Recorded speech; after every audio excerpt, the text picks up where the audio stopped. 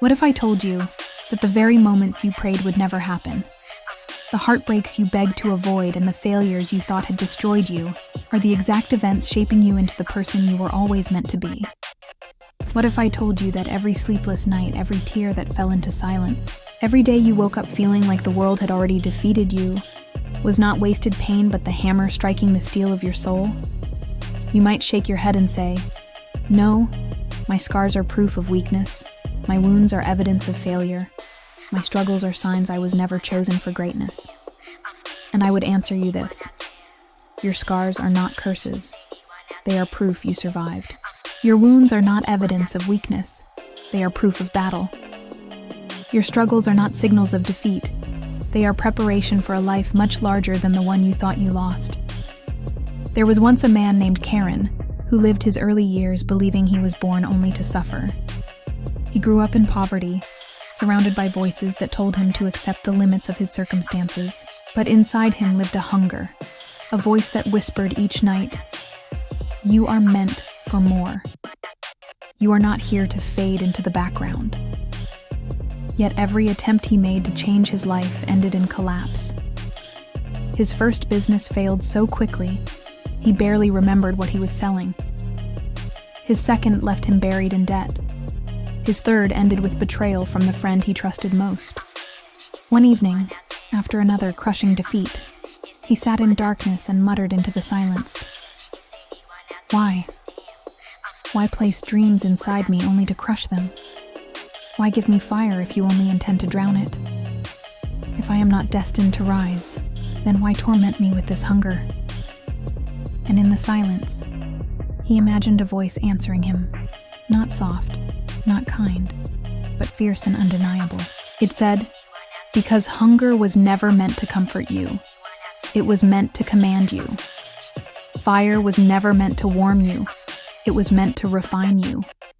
You call your failures curses, but they are chisels carving away what does not belong. You want triumph without scars, but no crown has ever rested on a head that has not bled for it. Do you not understand? Every fall is not proof you cannot rise. It is training, so that when you do rise, nothing can bring you down." Karen clenched his fists and whispered back with tears in his eyes, "But how many more times must I fall before I am finally allowed to stand? How many more wounds must I endure before I am judged worthy? How many storms must I survive before the sun shines for me?" And the voice thundered in reply, "As many times as it takes until your fear of falling dies. As many times as it takes until your scars are no longer wounds but armor. As many times as it takes until nothing, not betrayal, not despair, not fire itself, can strip from you the will to rise." From that night forward, Karen changed. He stopped begging for an easier road. He stopped asking why storms came. He stopped praying for lighter burdens. Instead, every morning he whispered to himself, "Do not pray for the mountain to shrink. Pray for the strength to climb it." He rose earlier than the sun, worked harder than his rivals, studied longer than his peers, and treated every scar as a lesson. But life was not finished with him. Just as his work began to grow, a storm destroyed it.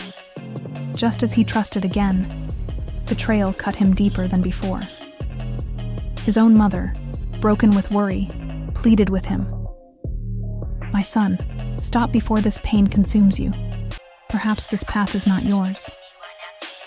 And though it tore at his heart, he replied, "Mother, if I stop now, I will not save myself from destruction. I will live destroyed forever. Better to die climbing than to rot at the bottom pretending I never wanted to rise." Years passed, and persistence turned into progress. Slowly, his name began to carry respect.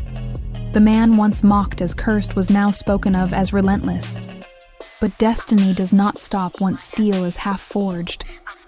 When Karen finally built something lasting, fire consumed it all in one night.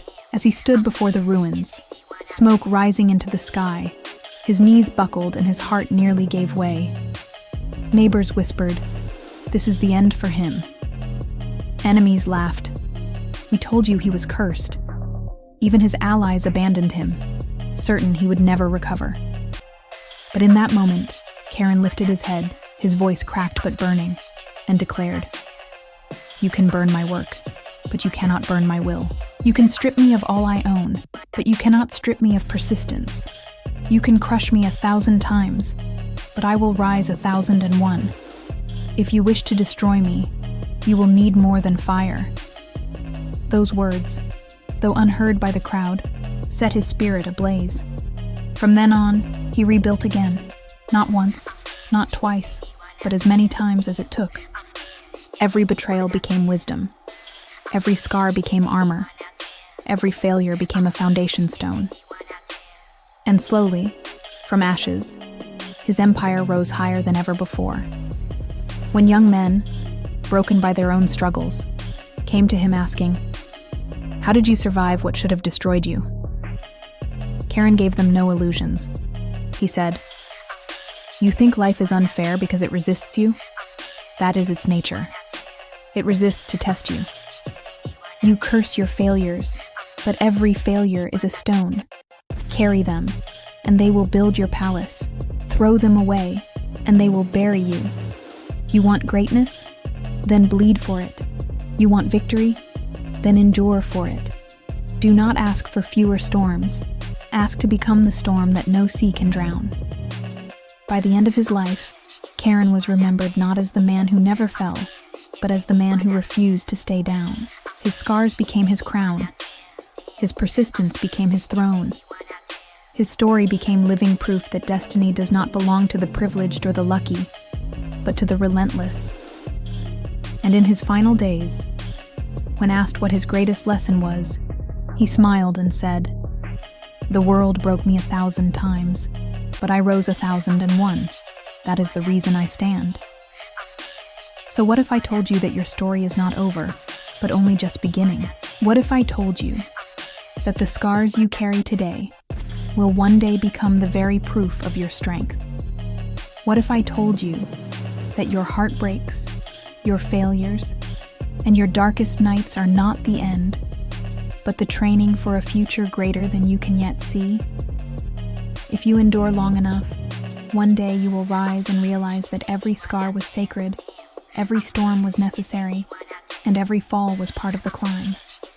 And when you stand at that summit, you will whisper to yourself, "They tried to destroy me, but they only made me unbreakable."